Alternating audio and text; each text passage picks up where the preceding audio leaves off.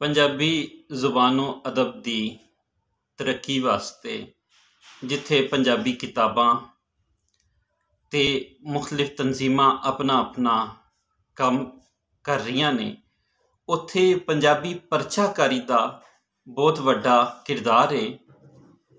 सज्जन वर्गा अखबार पंजाब अंदर निकलिया ते इसने बहुत पंजाबियों नूं अपने नाल जोड़िया, पर यह रिसाला यह अखबार कुछ महीनों बाद ही बंद हो गया।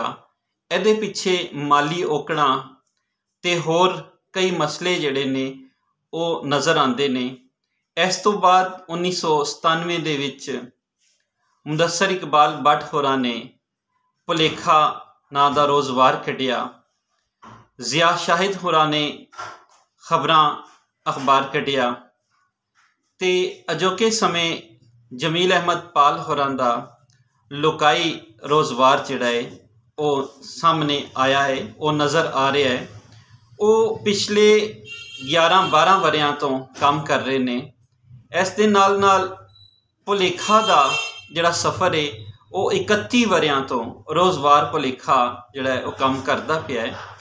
पंजाबी पूरे पाकिस्तान अंदर 12 तो 13 करोड़ जिहड़े ने पंजाबी वसदे ने, पर अफसोस की गल है कि सिर्फ 2 अखबार जिहड़े ने वो सामने आए ने ते पंजाबी पढ़न वालियां दी गिनती बहुत घट है।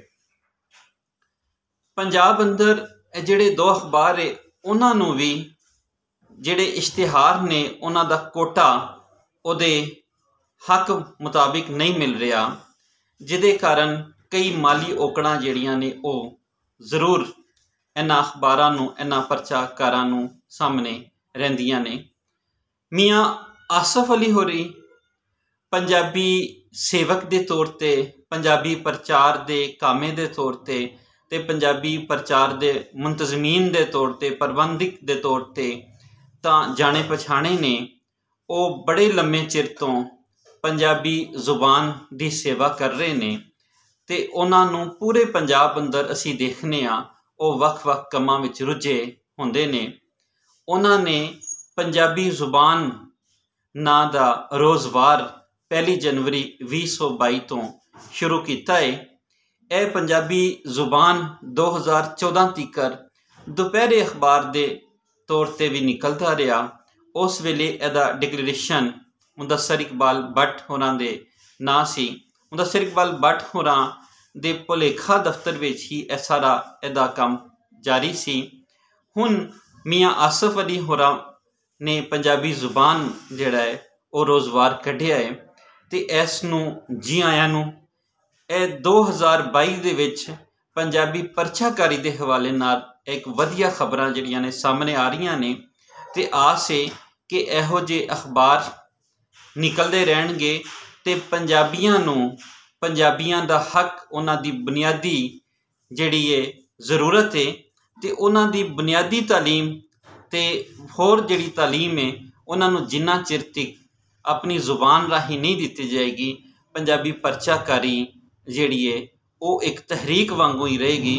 ते मियाँ आसफ अली होरी एक तहरीक ने, वो एक तहरीक दे कामे ने और वो पंजाबी सेवक ने ते वो पंजाबी जुबान नूं अजिहा परचा ही बनाणगे जिस नाल पंजाबी की तहरीक भी अगे वधेगी ते पंजाब ते पंजाबी का मिशन जिहड़ा है वो अगे ही अगे चलता रहेगा।